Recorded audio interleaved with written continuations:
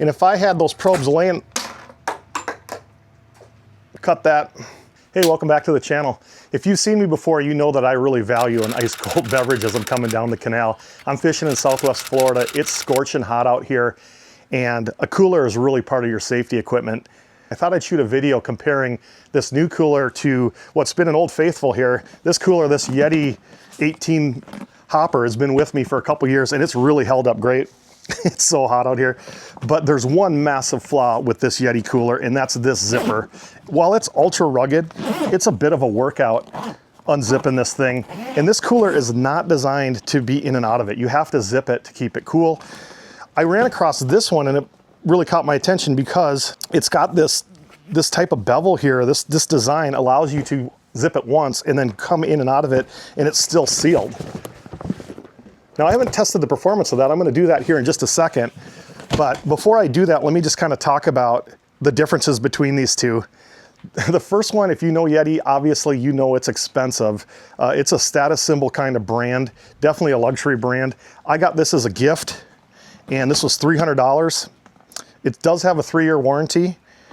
And then this one I bought myself, so maybe that's a big difference between Yeti's giftable and RTIC is a purchase.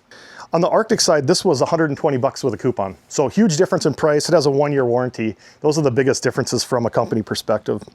And with prices like that, you do not want to put your cut bait in here. Just kind of look at overall build. I mean, this guy is super rugged. It's got these carabiner clips. I like that it's got handles. It's really easy to grab and move around. That's always been good for me. This guy doesn't have a handle on top, which I would like, but it does have this where you can close, make a handle at the top. So pretty similar. I do like this pocket. I think that's a pretty cool idea. Keep everything waterproof out of the way. All right, so none of that matters unless it keeps your drinks cold. So I'm gonna put equal amounts of ice in both of these, and I'm gonna put my Bluetooth thermometer in there. We're gonna let it sit out here in the Florida sun and just see what happens. To keep the variables of this test as minimized as possible, I'm gonna put in one of these in each cooler. I just got these. These are Tundra series from Arctic Ice. They're -5 temp. They are pretty cool plates. They don't last that long. We'll see how long they last in the cooler. And then I'm gonna throw in one of these blocks per cooler just to add a little more coolness. And these are the same amount. Okay. All right, let's get on to the performance test. Now that I got the ice loaded in here, I'm gonna just put these Bluetooth probes that I use for cooking. So I'm gonna put probe 1 in the Arctic cooler. I'm gonna make sure it doesn't touch the ice. And I'm gonna put probe 2 in the Yeti cooler. Do the same thing. And on the Yeti cooler, I'm gonna zip it. On the Arctic, I'm gonna leave it flipped just like I would use it. So I'm gonna let this sit out here in the Florida sun for a couple hours. I'll just record the temperatures and get back to you on a verdict. But if this one stays cool at the price point that it is, the ability to open it up and shut it, I'm gonna be pretty ecstatic because I love that cooler. I just hate that zipper.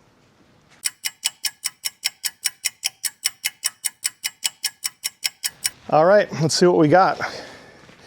I've had these coolers sitting out here in the hot Florida sun now for 24 hours. It got up to 94 degrees yesterday. So this is a pretty good challenge for these coolers. I got probe 1 in the Arctic 30 can is reading 65 Fahrenheit, which is higher than I expected. Probe 2 in the Yeti Hopper is reading 65 as well. So I guess on the good side, it's the same. And maybe I should just check the ice content. That might be a better way to go because obviously my drinks would be laying directly on the ice. And so keeping that ice hard. All right, we got ice in here. The Tundra is still cool. Oh, let's unzip this bad boy. Probes are in the right spot.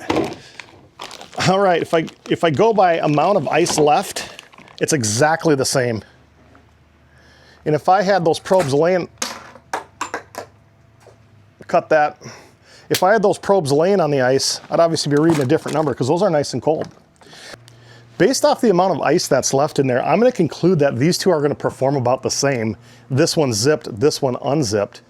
So when I ran across the Arctic Super Tough 30 can, that's exactly what I was hoping for. I was hoping for a cooler that can be my in and out cooler that I can store beverages in. So I'll probably convert this Yeti into being my sandwich cooler, my dry cooler, and that sort of thing. It's something I'll go into once or twice on a trip. But this one, if there's 30 cans in here, I might go into it 30 times. So this is perfect performance for me.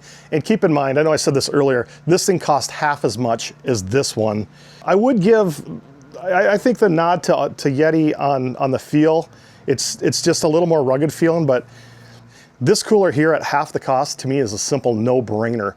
I think this is the way to go for the way I'm using the cooler. I'm pretty excited about that. I got a great combo anyway. So to do this, I was using my Thermomaven Bluetooth. If you're interested in something like this, I'll put a link in the description here. I absolutely love this Bluetooth thermometer, and I'll put a link to both of these two coolers in here. But Canal Life approved the RTIC Ultra Tough 30 can. Check that thing out. This thing is just cooking away, and it's performing as well as is the Yeti Hopper with the massive frickin' zipper. So no more zipping for me. I'm done with that crap. So if you're new to the channel, my channel's all about fishing in Southwest Florida with good friends. I do some boat reviews, some gear reviews, stuff like that once in a while. Smash that subscribe button and stay tuned for other adventures, other product reviews. Let me know if you like this. I gotta go get cleaned up. The studio is very, very hot today. Hey, before I go, I just figured something out. I realized why there's not a handle right here, because if there was, you'd be picking it up like that, and that wouldn't work out so good. So, sorry, Arctic, maybe I should have thought of that before I shot my intro, but that's why this handle is designed the way it is. And you can sneak in there with that handle like that just fine. So, definitely not a negative to the Arctic. I'm even more of a fan of it.